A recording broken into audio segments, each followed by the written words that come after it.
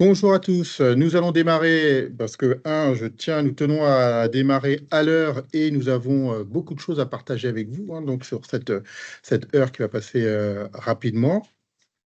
Pour lancer notre sujet, je vais commencer par vous poser une question. Nous allons laisser quelques minutes autour de cette question. Ça permettra aussi aux retardataires d'arriver. Pour rentrer dans notre sujet, la question est très simple. Donc, des expériences de projets qui ont rencontré des obstacles, des difficultés, je pense qu'on en a tous rencontré. Donc, selon vous, et là, je voudrais que vous répondiez dans le chat, ça me permettra de voir aussi si vous m'entendez bien et si tout fonctionne bien, quels sont les aspects humains, puisque c'est notre sujet, qui ont contribué vraiment aux difficultés que vous avez rencontrées dans les projets. Ça nous permettra de rentrer dans le vif du sujet et puis aussi pour nous voir des points sur lesquels on va peut-être porter notre attention. Donc, utilisez le chat. Allez-y. Donc, pour quelques minutes, quels sont pour vous donc les aspects humains qui ont contribué à les difficultés? Donc, alors, le manque de communication. Alors, on va voir qu'effectivement, que la communication est un élément central dans la problématique des projets. Problème de motivation. Donc, problème de motivation et avec cet aspect comment, en tant que chef de projet, donc on va pouvoir pousser la motivation. Problème d'agenda pour organiser les réunions. La gestion du temps, la gestion de l'organisation, on va voir que ça va être un élément qu'on mettra dans les soft skills. Donc, le manque de transparence, on est sur la communication, la coordination, logique de communication, les avis qui sont divergents, les charges de travail, le manque de priorisation. Alors, vous voyez, on est sur des sujets qui sont très intéressants et continuer. Donc, on voit qu'il y a beaucoup de choses, ça s'emballe. Donc, diagnostic, manque de préparation, donc réunion virtuelle mal géré, problème sur la logique de décision, Teams, oui, qui peut donc compliquer, l'ownership. Vraiment très intéressant tous ces éléments-là. On va pouvoir balayer et continuer, puisque nous allons traiter un ensemble de ces sujets-là pendant le webinaire, et à la fin, on fera un petit passage pour voir si on a pu répondre à toutes vos questions. Ce que cela met bien en évidence, manque de confiance, de résilience, effectivement. Donc, ce que cela met bien en évidence, c'est qu'on n'est pas uniquement, on ne retrouve pas des logiques qui vont être techniques, des logiques qui vont être des logiques de méthodologie. Et c'est vraiment le sujet que l'on retrouvera dans notre webinaire aujourd'hui. Attendez, j'étais un petit peu vite. Donc, le sujet de notre webinaire, les soft skills au service de la gestion de projet. Alors, ce webinaire fait partie de tout mon cycle de webinaires autour de la transformation et de l'accompagnement des transformations. Peut-être que vous avez suivi les webinaires où j'ai axé le sujet autour du leadership transformationnel. Donc, si vous ne les avez pas vus, n'hésitez pas à aller voir sur notre chaîne YouTube, la chaîne Coprime. Donc, vous pourrez retrouver donc le replay de ces webinaires. On vous mettra aussi donc le lien. Là, nous allons parler de la gestion de projet. Donc, la notion de projet et de transformation sont complètement liées, sont complètement imbriquées, bien évidemment, puisque chaque projet va amener une transformation, une ou plusieurs transformations, et une transformation qui va être bien menée va être menée sous forme de projet. Donc, la logique de pilotage de projet, quand on continue à avancer dans la problématique, est une problématique qui va être centrale. Ah, alors, je regarde parce qu'il y a des personnes qui sont en attente, excusez-moi, sur la salle de réunion. Dans la salle de réunion, on va voir comment on peut autoriser. Voilà, excusez-moi. Tac.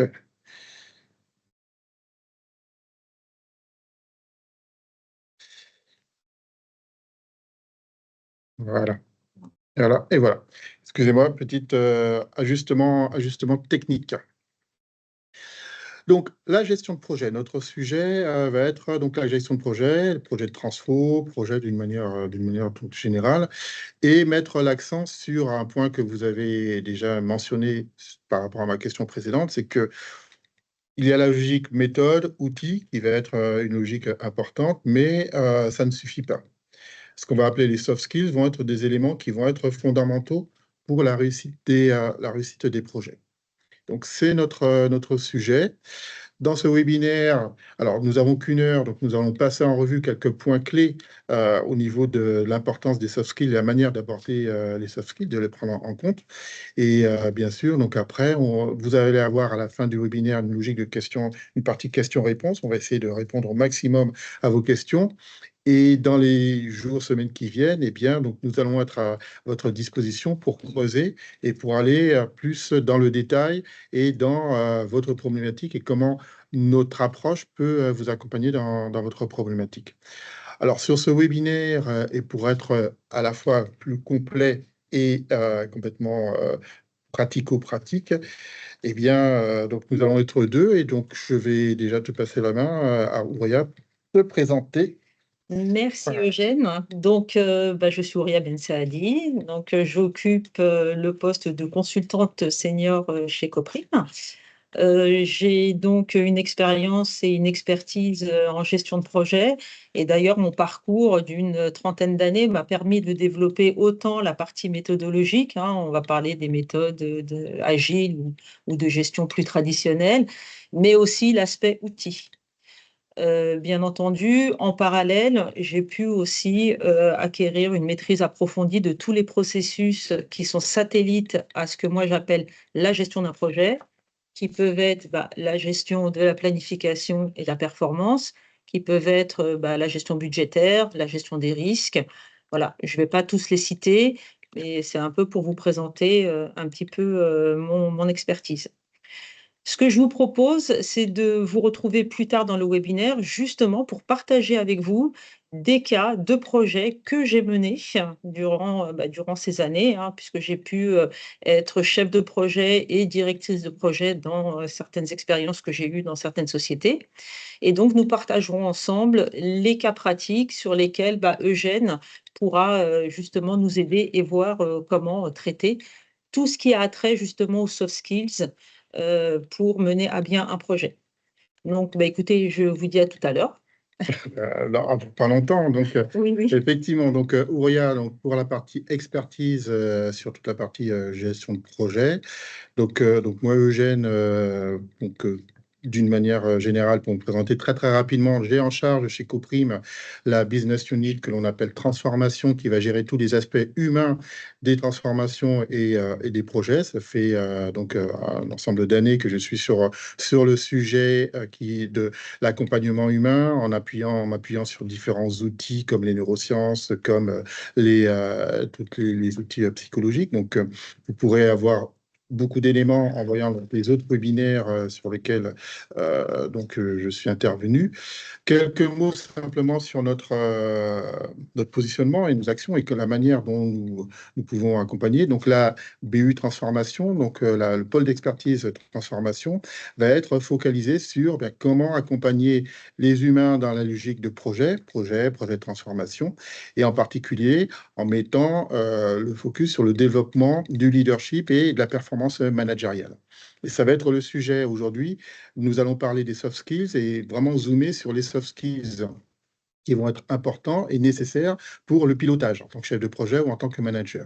Et nos actions vont être autour du pilotage de projet, de diagnostic autour des compétences managériales et transformationnelles, et de l'accompagnement et du leadership et du management autour des aspects de projet et de transformation. Nous pourrons bien évidemment y revenir beaucoup plus dans le détail. Alors, pour avancer, quelques chiffres pour entrer dans le sujet. Donc, je ne vais pas m'attarder énormément sur ces chiffres-là.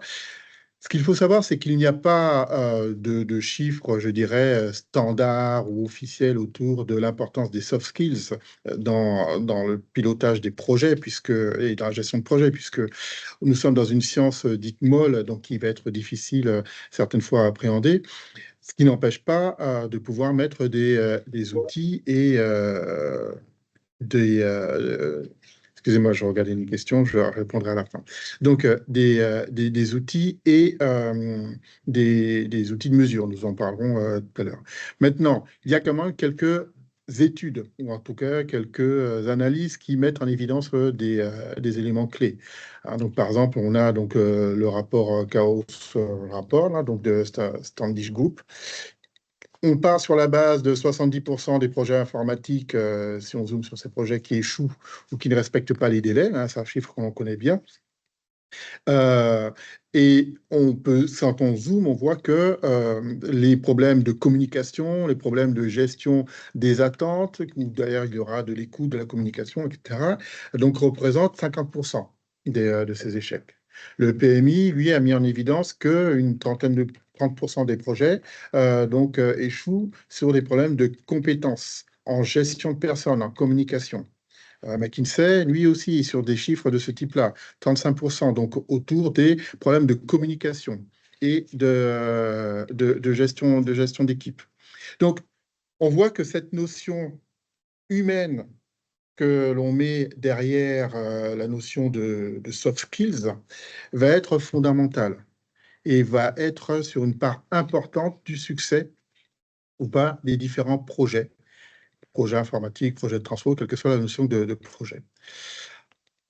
Pour rentrer dans le détail et commencer sur des exemples, voilà. Maintenant, on va commencer déjà par se mettre un petit peu d'accord sur des termes pour être bien clair au niveau de nos cadres de référence.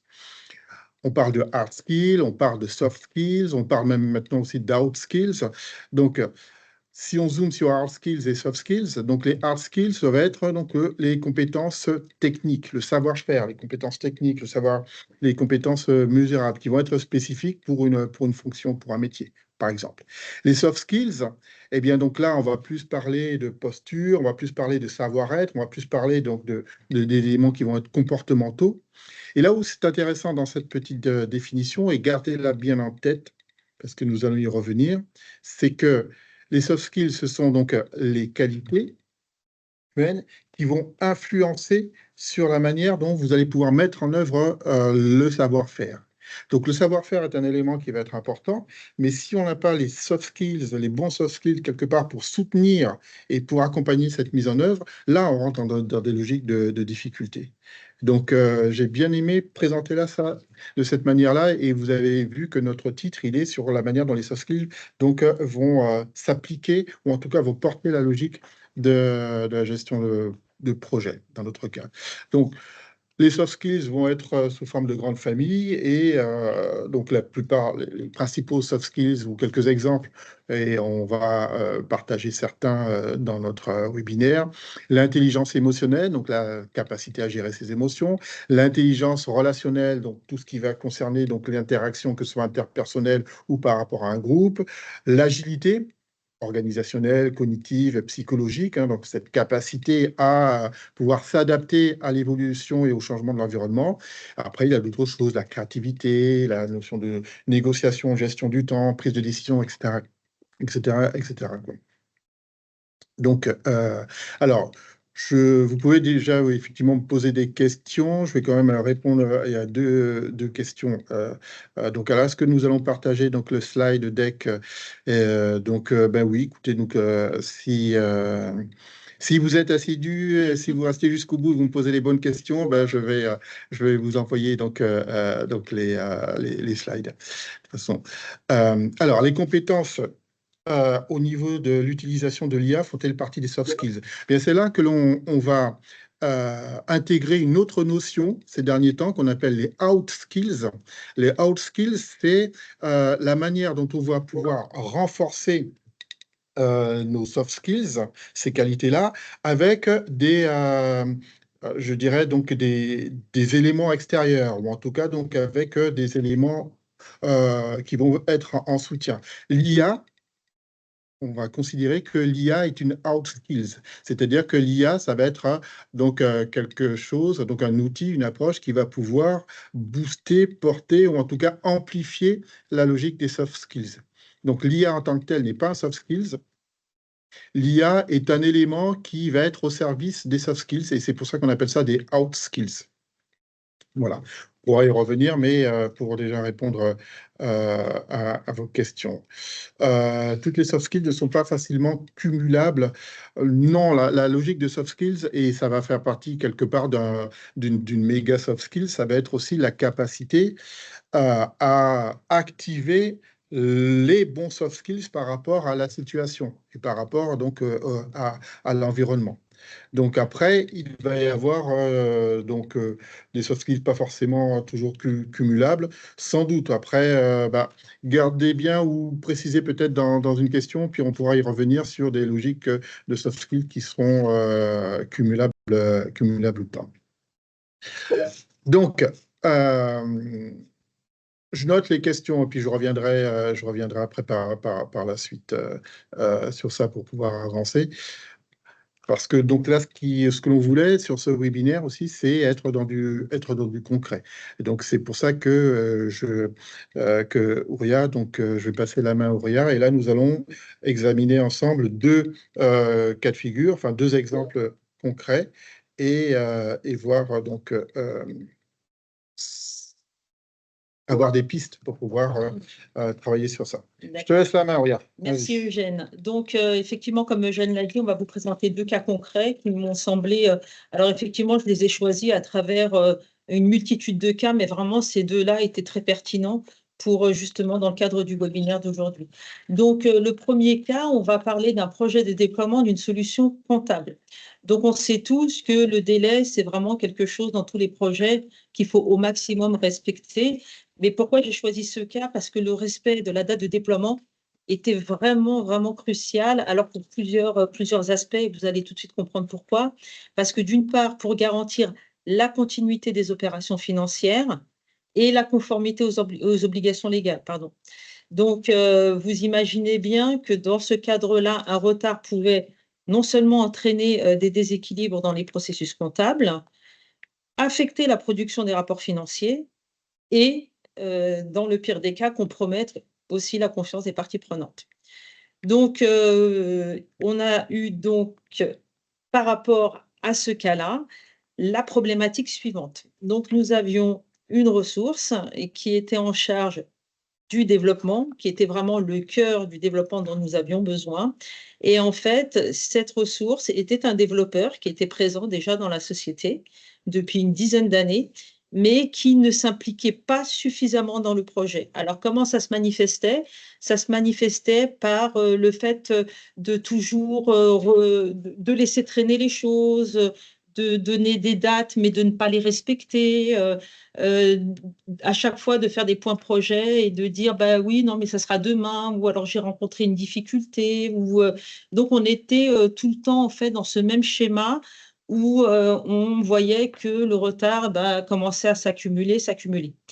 Et là, effectivement, je vais parler pour moi, et c'était très compliqué parce que d'une part, il fallait quand même continuer à le motiver parce que c'était très important, mais d'un autre côté, on peut toujours se poser la question et se demander, qu'est-ce que je fais? Est-ce que j'y vais franco? Et là, dans ces cas-là, on peut avoir une posture complètement de désengagement, d'ailleurs, vis-à-vis de la responsabilité de ce développement, ou alors, utiliser les soft skills. Moi, la première question que je pourrais te poser par rapport à ce cas-là, et c'est une première question dans la démarche, c'est est-ce qu'il a toujours été comme ça? Est-ce que c'est quelque chose qui a évolué ou est-ce qu'il a toujours été dans ce fonctionnement? Alors non, il n'a pas toujours été comme ça. Et donc, du coup, est-ce que tu as pu, en analysant, peut-être même après avec du recul, identifier qu'est-ce qui avait fait qu'il Alors, avait changé. oui, alors effectivement, on a essayé de comprendre, hein, puisque lors de ce projet, on a fait un post-mortem, donc on a eu l'occasion de discuter avec tous les membres de l'équipe. Et effectivement, on a compris que cette personne était quand même quelqu'un qui travaillait bien, hein, qui avait une vraie expertise, qui avait une vraie motivation, mais qui, hélas, pour des raisons que je n'ai pas, hélas, toutes, n'a pas été reconnu à sa juste valeur. Alors, ni par les différents chefs de projet avec lesquels il a travaillé, et ni avec son supérieur hiérarchique. Mhm. Donc, il y a eu au fur et à mesure un désengagement, et bon, je ne vais pas dire total, hein, mais un désengagement de sa part. Et comment s'est terminé ce projet? Alors, comment s'est terminé ce projet? On a dû appeler une ressource en renfort pour pouvoir justement respecter ce délai. Donc, on en reparlera peut-être tout à l'heure, mais autant vous dire, ce n'était pas prévu dans le budget. Donc, en termes de rentabilité, on en reparlera, mais il y a eu des impacts. Mhm. Alors là, donc, nous sommes dans un cas de figure qui met donc, déjà bien en évidence l'importance de la valorisation et l'impact que cela va avoir sur l'implication et la motivation, hein, puisque quand on parle d'implication, quand on parle d'autonomie dans vos équipes, eh ben, c'est toujours une combinaison entre le savoir-faire, donc qui vont être donc les compétences, mais aussi le vouloir-faire. Et là, on va parler des logiques de motivation. Donc, si on se place, et c'est mon sujet là, donc du côté du chef de projet, pour avoir quelques pistes pour travailler sur cet aspect-là. Déjà, le boulot de chef de projet, ça va être une combinaison entre de la connaissance, entre de l'utilisation de méthodes et d'outils, et donc avec des soft skills. Donc, on a ces trois éléments-là qui vont être du savoir, du savoir-faire et du savoir-être, qu'on va être dans les soft skills. Et vous vous rappelez, hein, donc, le point sur lequel j'ai porté mon attention dans la définition, hein, donc les soft skills vont vraiment définir la manière dont vous allez mettre en place votre savoir-faire. Donc, en tant que chef de projet, manager, c'est important de connaître les outils, les méthodes de pilotage, de management, mais c'est aussi développer ces soft skills. Dans un cas comme ça, de manière très, très simpliste, très simplifiée, parce qu'après, donc, il faut vraiment creuser dans l'environnement, on a une première étape qui va être nécessaire, qui va être de prendre un peu de recul et d'analyser un petit peu donc la situation pour essayer d'identifier donc l'ensemble des tenants et des aboutissants qui ont amené à cette situation-là. En termes de soft skills, chez le manager, le chef de projet, c'est déjà une capacité à prendre du recul avec son cadre de référence. C'est une capacité à prendre du recul avec les éléments qui, pour lui, vont amener des réactions ou des logiques de cause à effet. Il faut bien prendre en compte que, il y a des éléments qui vont être importants pour nous, qui vont avoir un impact pour nous, d'autres éléments qui vont avoir aucun impact pour nous, mais c'est la personne en face, eh bien, donc la réaction ou l'impact va être, différent. Donc, je mets ça dans les soft skills. C'est déjà cette capacité à, OK, être en position qu'on appelle des fois position méta et regarder vraiment donc la situation. Après, dans cette logique d'analyse, euh, il y a quelques d'autres outils qui existent et qui sont vraiment des outils de management ou d'analyse au niveau du changement. L'idée n'est pas de rentrer dans le détail aujourd'hui, mais par exemple, de manière très, très rapide, on peut citer une petite approche que j'appelle le PISE, P-I-S-E, qui est déjà peut-être une petite démarche, et là on sort un petit peu des soft skills, on est plus dans la méthodologie, qui est de se dire, ben, quand je suis face à donc une équipe, une personne ou autre qui a des difficultés dans une situation, eh bien, donc je peux utiliser cette grille, PISE, on pose les quatre questions. Donc le P, c'est la logique de possibilité. Est-ce que la personne peut faire ce que je lui demande? Quand on dit le peut, on n'est pas sur des logiques de compétences, mais plus de moyens. Est-ce qu'elle a le temps? Est-ce qu'elle a le matériel qu'il faut? Est-ce qu'elle a... Donc, voilà. I, donc, est-ce que la personne a intérêt de faire l'action que je lui demande? Alors, c'est pas neutre, cette question. Est-ce qu'elle a intérêt de le faire? C'est-à-dire, qu'est-ce que lui apporte? Et là, on touche à des leviers internes. Qu'est-ce que lui apporte le fait de faire cette action? Mais on peut avoir aussi la question inverse qui est quel est l'intérêt de ne pas faire? Par exemple, OK, donc je ne m'implique pas, je suis un petit peu dilettante et on me laisse tranquille et je reste dans ma zone de confort et voilà, je fais ce que je veux. Le S de ma méthode PISE, donc est-ce qu'il sait le faire? Donc là, on est purement dans la logique de compétence, hein, et le E, c'est est-ce qu'il a envie de le faire? Est-ce qu'il peut le faire? Est-ce qu'il a intérêt de le faire? Est-ce qu'il sait le faire? Est-ce qu'il a envie de le faire? Et là, on est vraiment sur les leviers de motivation. Et déjà, cette petite analyse très simple avant de rentrer dans l'échange, ça permet déjà de se poser un petit peu les bonnes questions et de voir là où j'ai mis mon oui, non, qu'est-ce que je peux mettre? Est-ce que peut-être qu'il faut que je lui donne les moyens, peut-être qu'il faut que j'amène de la formation. Si c'est pas des moyens, si c'est pas de la formation, si c'est pas du P ou du S, là on est sur les leviers humains. C'est l'intérêt et c'est l'envie.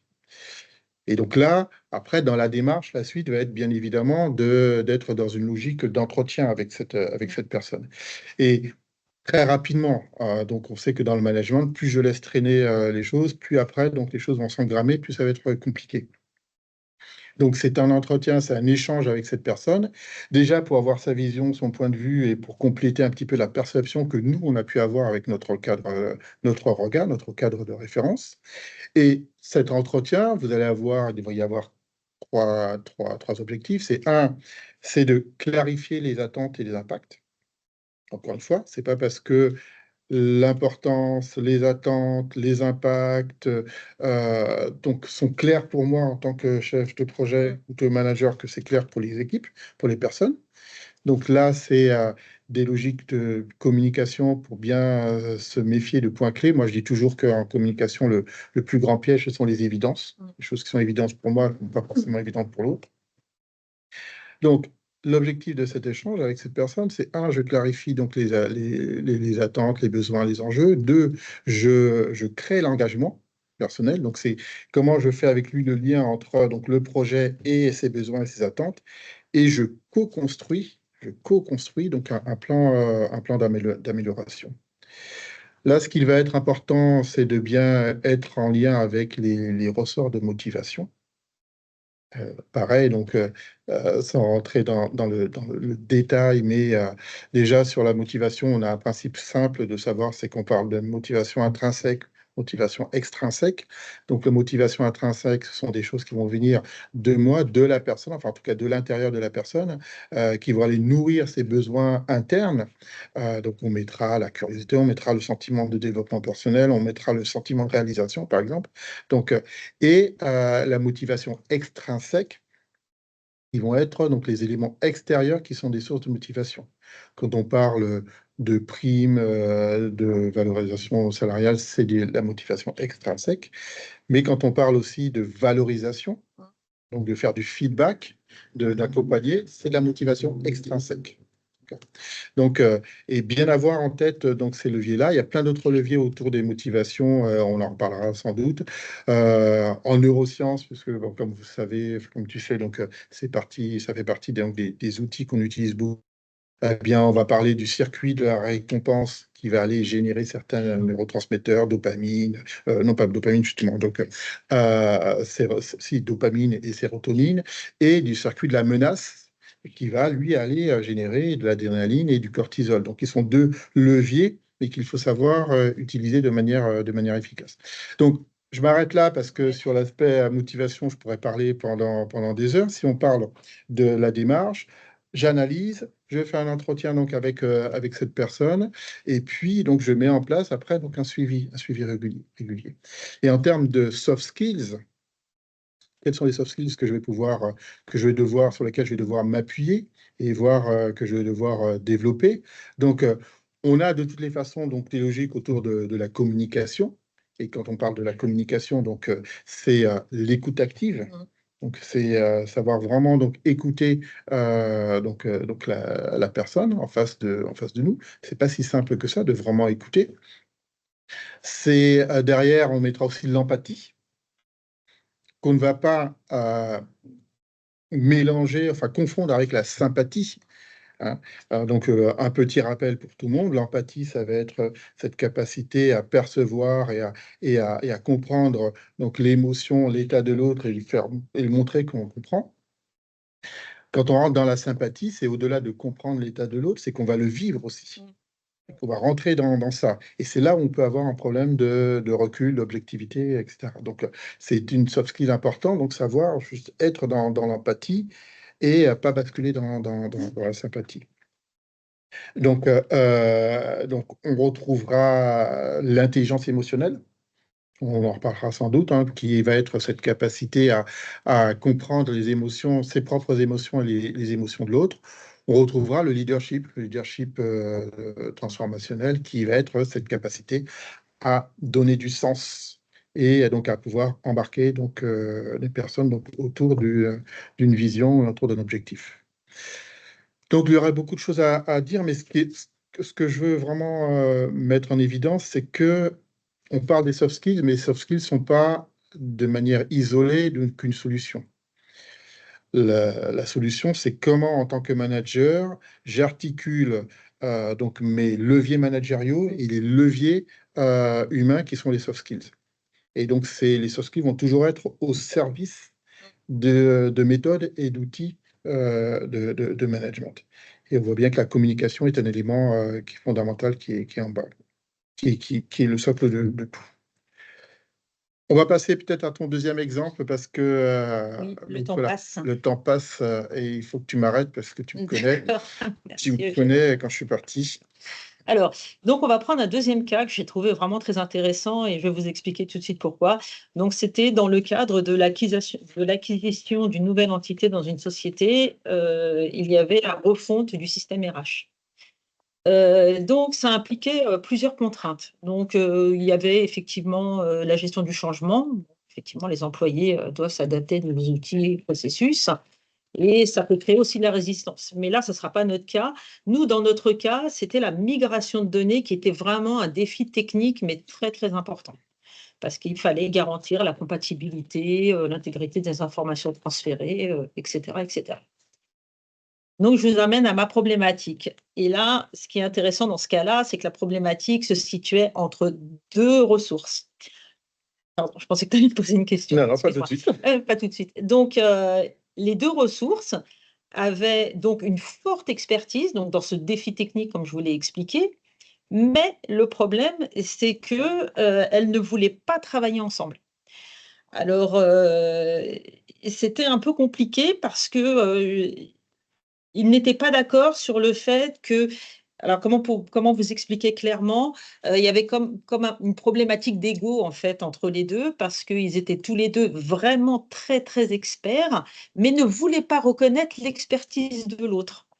Donc à partir de là, ils n'ont pas voulu travailler ensemble, ce qui a été très, très compliqué pour le chef de projet. Donc le chef de projet a dû pallier à ce manque de collaboration et de communication entre les deux personnes, ce qui a généré beaucoup de problèmes donc durant ce projet. Donc en gros, si je vous donne quelques exemples, si l'un proposait une solution technique, l'autre disait bah non, moi ça me va pas, c'est pas ça. Si l'autre proposait quelque chose, enfin vous voyez, il y avait toujours cette rivalité entre les deux et du coup, il a été impossible de les faire travailler ensemble. C'était la première fois qu'ils travaillaient ensemble ou il y avait déjà eu d'autres exemples? Non, D'autres cas? c'était la Première première fois, là. fois. Ok. Et en termes d'expertise, ils étaient équivalents ou il y avait... Alors vraiment, ils avaient une expertise vraiment égale. Si on devait différencier une chose, c'est qu'ils n'avaient pas les mêmes méthodes de travail. Voilà. Donc chacun avait sa propre méthode et bien entendu, ils ne pouvaient pas accepter que la méthode de l'autre était mieux que. Donc c'était vraiment un problème de rivalité. D'accord. Et donc, du coup, dans ce cas-là, enfin, dans ce projet-là, Alors, comment c'est terminé? comment ça s'est terminé? Enfin, comment ça s'est passé? Comment c'est terminé? Alors, ça s'est plutôt bien terminé, hein, donc ça a vraiment été un succès hein, au regard du défi technique et là aussi d'une question de délai, hein, bien entendu, hein, comme dans tous les projets. Mais ce qui s'est passé, c'est que c'est le chef de projet qui a dû absorber, en fait, tout, comment dire, toutes ces plaintes, toutes ces choses que l'un n'acceptait pas de l'autre. Donc, En fait, ce qui s'est passé, c'est que le chef de projet, dès qu'il y en avait un qui n'était pas content, il fallait qu'il discute avec lui, qu'il essaye de l'amener à être un petit peu plus conciliant, à avoir un peu plus envie. Et puis, quand l'autre disait, ben non, moi, je veux pas faire ou je veux pas travailler avec lui, il était obligé d'être dans la discussion. Donc, en fait, à aucun moment, il a réussi à les faire parler tous les deux ensemble. Donc, c'est vraiment le chef de projet qui a subi, en fait, qui a Mhm, subi toute mhm. cette, j'ai envie même de dire toute cette charge mentale, parce que à côté de ça, ben, il avait quand même moins de temps pour l'équipe et aussi moins de temps pour faire son propre travail. Mais il fallait aussi que ce soit invisible côté client. Donc, il fallait surtout pas qu'on voit qu'il y avait cette problématique. Il fallait pas que ce soit perçu par le client. Donc, ça a été très compliqué pour le chef de projet.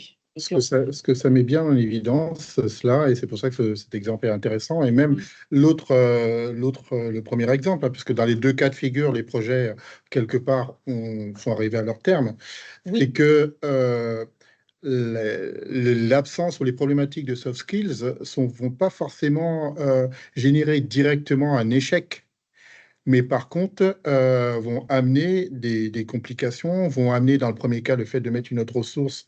Et donc, je vois qu'il y en a un de vous qui dit une ressource supplémentaire sur le premier cas, ça n'a pas résolu la situation. Non, effectivement, c'est un pansement que l'on met. oui, Et dans ce deuxième cas-là aussi, c'est un pansement où le chef de projet va être amené à faire l'interface et va prendre en charge des choses qui sont en oui. plus de sa fonctionnalité, enfin de son rôle, avec donc la difficulté après de faire son boulot Mm. de chef de projet. Donc là, cela met en évidence, si j'extrapole un petit peu, quelque chose qu'on peut mettre sous la notion de courage managérial. Quelque part, c'est comment, en tant que manager, je vais prendre mon rôle. Parce qu'à un certain moment, il y a un cadre de travail, et donc il y a des choses qui sont du non négociable. Mm. Il y a des choses qui vont être du négociable, et des choses qui sont du non négociable, tout en prenant en compte, bien évidemment, les réactions et les comportements de chacun. Quand on va parler de courage managériel, quelque part, ou de posture, eh bien, la première soft skills, ou le premier élément que l'on retrouvera, c'est ce qu'on met derrière l'assertivité. Donc, l'assertivité, je vous rappelle que là, notre sujet sur ce webinaire, c'est du point de vue du pilotage et du management, mais il y a aussi bien sûr le travail des soft skills au niveau des équipes, hein. Mais donc pour le manager, donc l'assertivité, si je rappelle un petit peu que ce que l'on met derrière, l'assertivité, c'est cette capacité à être en contact et clair, et à exprimer donc ses enjeux, ses obligations, son contexte, tout en étant à l'écoute et à la prise en compte, et en tout cas donc à l'écoute des enjeux de l'autre.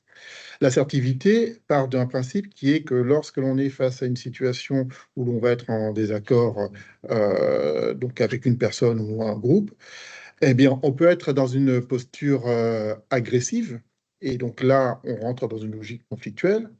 On peut être dans une posture de fuite, qui est un petit peu quelque part Mm. ce qui a eu lieu. Donc là, ok, donc je ne prends pas ce rôle-là. Et on peut être dans une posture assertive. Après, il y a d'autres. On peut aller plus loin quand on creuse, on peut parler de manipulation, etc. Mais pour faire donc très simple. Et la posture assertive, c'est OK, moi je suis clair, j'ai donc des enjeux, j'ai mon rôle, j'ai donc une fonctionnalité. Et donc, je vais respecter cette fonction. Effectivement, je vois en même temps arriver donc ni hérisson ni paillasson, tout à fait, hein. Donc, je vais donc, en tout cas, donc prendre mon rôle, et donc faire en sorte mettre en place les actions qui vont bien. Donc, on est toujours sur cette combinaison entre des actions que j'ai à faire, des méthodes. Parce qu'après, quand il y a une logique de recadrage, eh bien, il y a des méthodes que l'on connaît tous sur des entretiens de recadrage. Je pense que vous connaissez le desk, etc. Donc, mais ça nécessite une posture personnelle. Donc, ça nécessite donc l'assertivité. Ça nécessite donc cette notion d'intelligence émotionnelle dont on a parlé tout à l'heure. Je vous rappelle que l'intelligence émotionnelle, c'est quatre éléments. C'est un, reconnaître l'émotion que moi je vais vivre en tant que manager. Donc ça peut être de la peur, ça peut être de reconnaître l'émotion. Deux, c'est de savoir gérer cette émotion. Et donc ça, c'est la partie intrapersonnelle. 3, c'est de reconnaître l'émotion qu'il y a donc en face de l'autre, en face de moi. Ça peut être de la colère, mais ça peut être de la peur, ça peut être aussi une anxiété. Et 4, c'est de savoir gérer et d'être en interaction donc avec cette émotion-là. Donc l'intelligence émotionnelle, c'est un point clé. Après, dans la logique de posture managériale et donc de courage managérial, il y a d'autres choses aussi qui rentrent en ligne de compte. Donc, il y a les croyances personnelles. Donc, si je suis dans ce rôle-là, on va pas m'aimer, on va pas, etc., etc. Donc, il y a aussi, donc c'est aussi un travail. Vous voyez, c'est un travail qui est global et c'est une activation. Donc, le courage managérial qui va être à trois niveaux. Donc, au niveau mental, au niveau mental, pour travailler sur ses pensées, ses croyances, etc. Au niveau émotionnel et au niveau aussi corporel pour être aussi dans une posture de. Donc, pour faire simple, parce que pareil, il y aurait beaucoup à développer, le courage managérial, c'est les soft skills principaux qui sont en jeu dans la logique du courage managérial, l'intelligence émotionnelle, l'assertivité et le leadership aussi, pour donner du sens, pour donner un cap. Dans ce cas de figure-là, si on parle un petit peu de la méthode, ça passera de toutes les façons par, d'une part, je prends chaque collaborateur, chaque expert, et déjà, donc j'ai un entretien avec lui qui me permet aussi de bien comprendre son point de vue, bien comprendre ses frustrations, bien comprendre ses besoins, de bien identifier aussi son fonctionnement. Parce qu'il y a un point aussi dans la communication dont je n'ai pas parlé, mais qui est aussi la connaissance des préférences comportementales.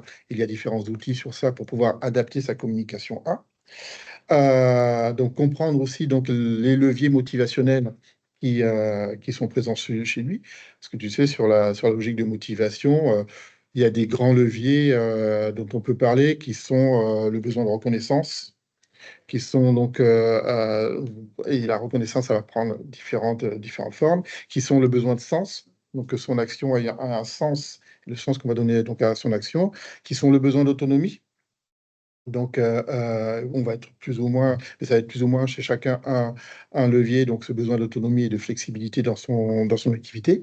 C'est l'appartenance sociale, faire partie d'un groupe, ça peut être faire partie d'une équipe, ça peut être faire partie dans le cas-là, donc d'un groupe d'experts, ou en tout cas donc de personnes qui ont un certain niveau, une certaine connaissance, et ça va être, et donc le dernier que je mettrai dans ce regroupement-là, ça va être ce que j'appellerai le développement personnel, c'est-à-dire aussi cette sensation de grandir et de se développer.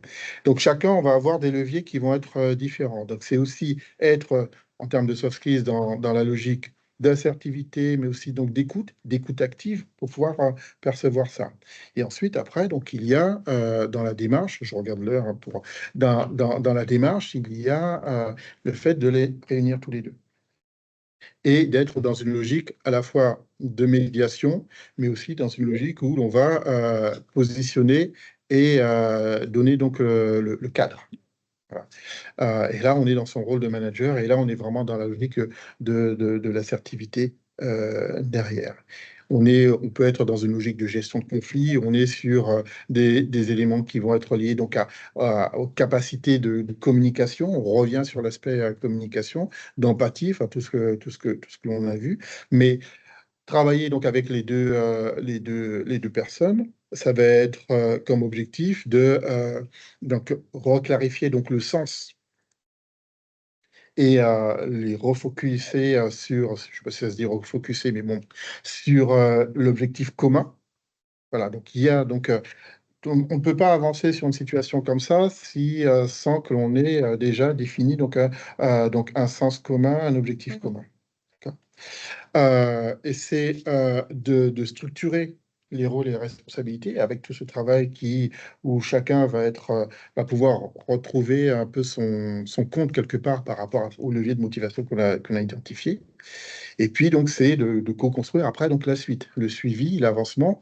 Et dans le suivi de l'avancement, c'est à la fois donc, un suivi et c'est donc des points de valorisation. C'est bien avoir cette logique de valorisation équilibrée. Et ce qui va être aidant aussi, ça va être comment dirais-je, de définir aussi des critères de décision. Il y a aussi dans les soft skills la logique de prise de décision et des critères de décision qui sont objectifs, qui sont factuels et se mettre d'accord sur ça. Donc, en termes de soft skills, hein, on revient sur la même chose. L'assertivité, l'intelligence émotionnelle, l'empathie, donc, toutes les capacités de communication, la logique de prise de décision et bien sûr, toujours donc, le leadership, vers le leadership transformationnel. Alors, moi, je voulais juste ajouter une petite chose que j'ai oublié de vous dire. Pourquoi je trouvais aussi ce cas-là intéressant? Parce qu'en fait, je ne sais pas pour vous, mais moi, je me suis rendu compte lors de toutes ces années où j'ai travaillé sur des projets, c'est très difficile, en fait, de faire travailler des experts. Les experts ont besoin soit de travailler complètement en autonomie, soit de travailler, mais avec quelqu'un. Alors, c'est pas péjoratif ce que je dis, mais plutôt avec une petite main. Donc, je pense que la complexité de les faire travailler ensemble, elle est intéressante. Oui, parce que derrière donc ça, donc on peut parler des fois donc dans l'extrême de logique d'ego, mais c'est bien Ouais. comprendre la valorisation qui va être nécessaire et dont va avoir besoin chacun. Donc l'expert, il est entre autres valorisé par son expertise et par sa capacité à justement avoir une logique d'expertise, de compétence qui va être au-delà des autres. Donc c'est comment j'arrive à faire comprendre que donc on a des expertises qui sont complémentaires, qui ne vont pas empiéter sur donc le rôle ou en tout cas donc cette partie égotique dans laquelle il se met. C'est toute la complexité, elle est là. Alors je vois une question, donc je parle souvent de manager, du manager, mais un chef de projet n'est pas forcément un manager. Alors Bah, tu sais, après, c'est juste un point aussi que je voulais ajouter, c'est, Eugène, la complexité est souvent qu'il n'y a pas de lien hiérarchique oui, justement. Je pense que c'est le but. ouais, mais le manager, alors, vous savez, hein, quand on parle de management, on va parler de management hiérarchique et de management dit non hiérarchique. Après, on est sur des logiques on est sur des termes. Pour moi, un chef de projet, au sens pur du mot manager, donc c'est un manager. Parce que le manager, le manager, qu'est-ce que c'est? C'est quelqu'un qui a des objectifs de réalisation, qui a des ressources, et son boulot, c'est d'articuler ces ressources pour atteindre l'objectif. Ça, c'est un manager. Et après, il va y avoir des leviers qui vont être différents. Donc, des leviers qui vont être hiérarchiques, des leviers qui vont être non hiérarchiques. Et quand on est sur les leviers non hiérarchiques, de toutes les façons, c'est les soft skills qui vont être les leviers. D'accord? Hein, donc voilà, pour répondre à votre question, enfin à votre remarque, hein, Karine, donc, pour moi, le chef de projet est un manager. Simplement, il n'a pas le levier hiérarchique, pour le dire comme ça. Donc, oui, tu voulais dire quelque Non, chose? non.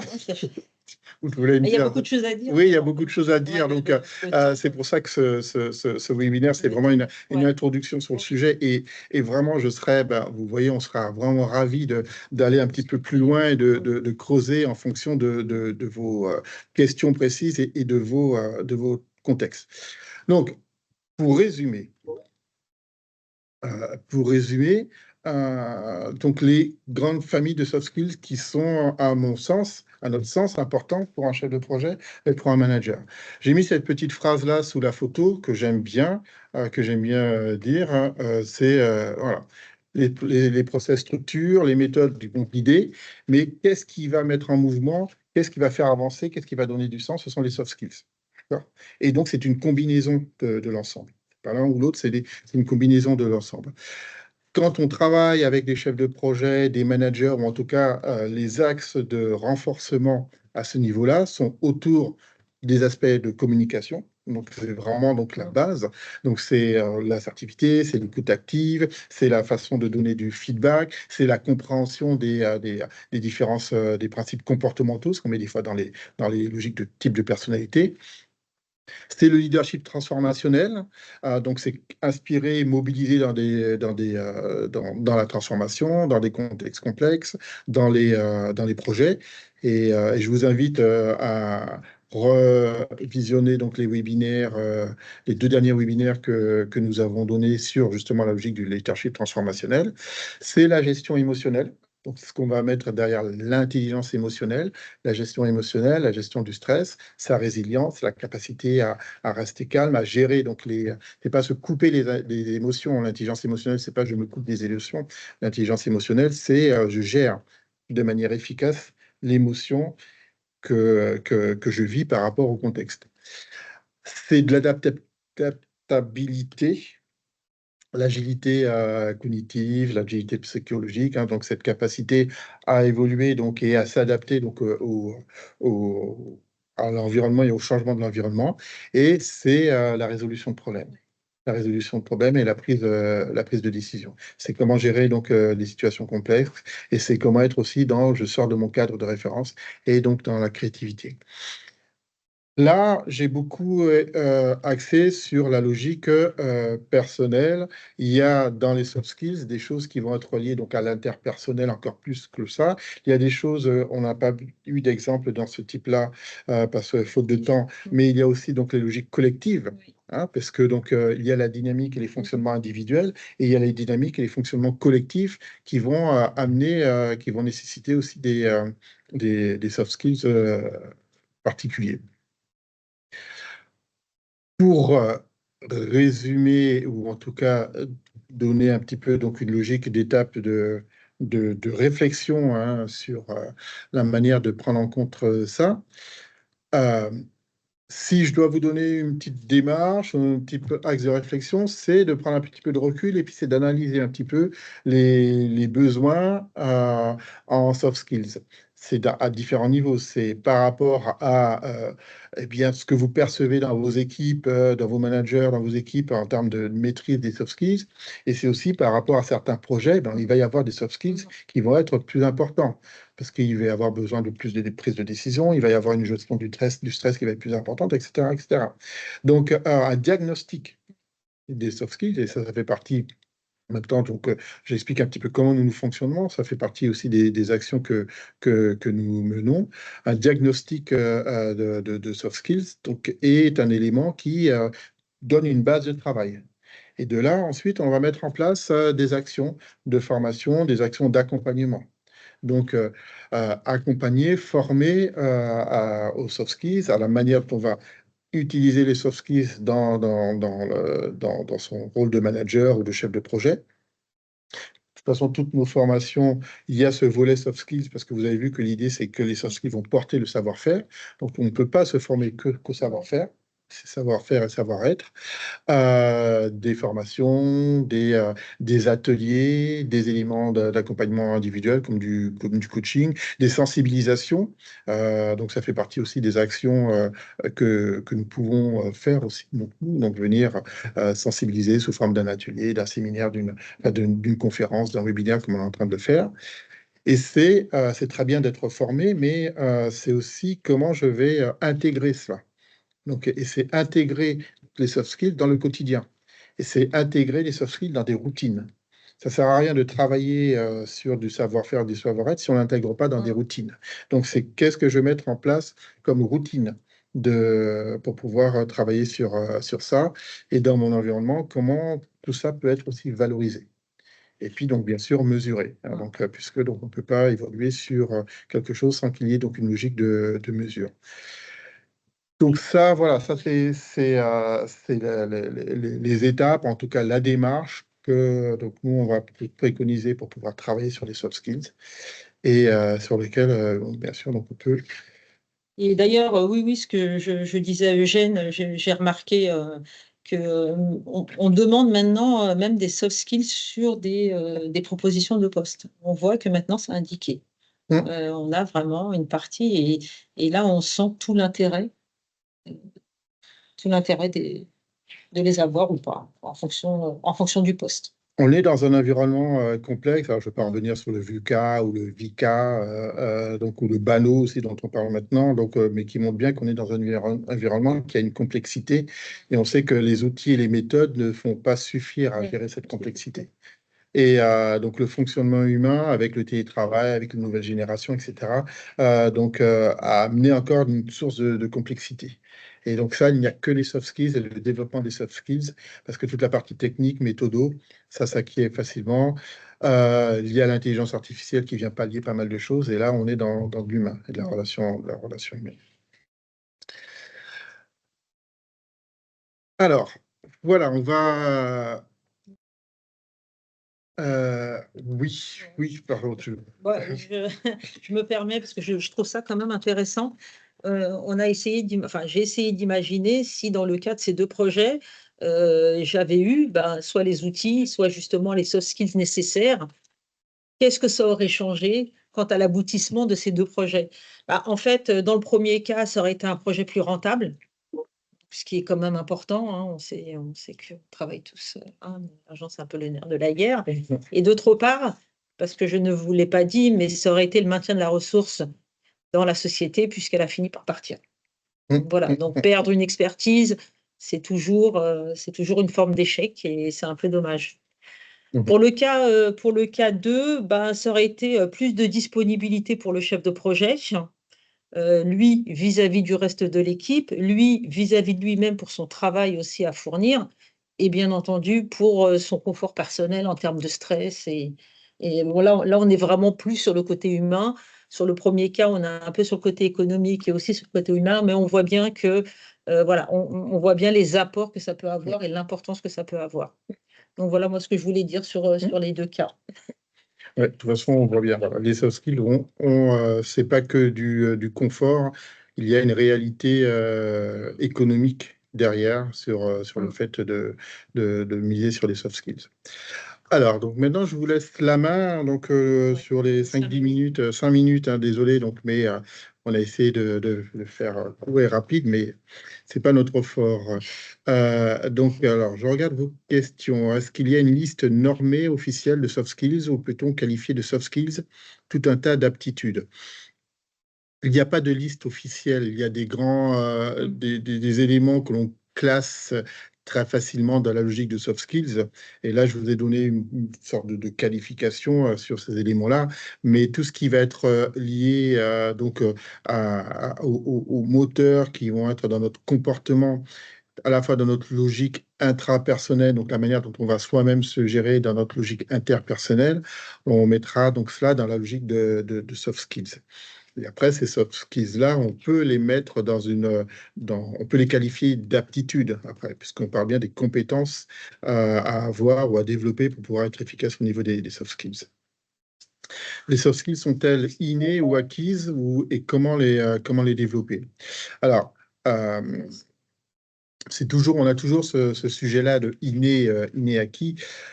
Moi, ce que je peux dire par rapport à ça, ou en tout cas ma posture, c'est de dire que, bien évidemment, on ne va pas tous partir du même niveau. C'est-à-dire qu'on sait très bien que vous prenez différentes personnes, et si on parle des soft skills, eh bien, voilà, il y a des choses qui sont très développées chez certaines et qui sont peu développées ou en tout cas peu utilisées chez d'autres. Donc, on ne part pas tous du même niveau. Maintenant, à mon sens, tout peut être développé, tout peut être développé avec de l'accompagnement, avec de la formation, avec de la mise en pratique, avec dans l'accompagnement, parce que très souvent, aller vers un soft skill, c'est sortir un petit peu de sa zone de confort. Donc, ça peut être simplement mettre les garde-fous, en tout cas, donner la permission et les protections pour pouvoir mettre en œuvre cela. Et puis derrière, c'est aussi une volonté, parce qu'on est dans une logique où on va sortir de sa zone de confort, et bien il faut aussi une réelle volonté pour pouvoir le développer. Mais tout pour être développé, à mon sens, au niveau des soft skills. Alors, regardons s'il y a d'autres questions. Ok.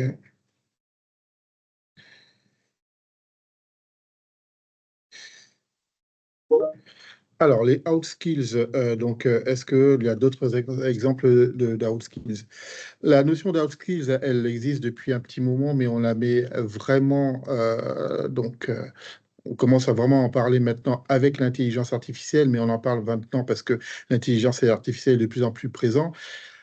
Mais tout ce qui va être système d'aide à la décision, par exemple, tout ce qui va donc partir de renforcer donc un soft skill, donc par exemple l'aide à la décision, hop, ça va renforcer donc le soft skill qui est la prise de décision. Donc même avant l'IA, donc les systèmes d'analyse et d'aide à la décision, donc on va pouvoir les qualifier d'out skills. Maintenant, encore une fois, cette notion d'upskill, c'était quelque chose qui était assez dormant jusqu'à maintenant. Et je pourrais faire un raccourci qui serait pas faux en disant que vraiment l'IA, c'est l'outskills, c'est la caractéristique première de ce qu'on met derrière une upskills. Voilà, je répondrai comme ça. Alors, est-ce que vous avez d'autres questions? Est-ce que proposer, hein, il nous reste encore 1 minute.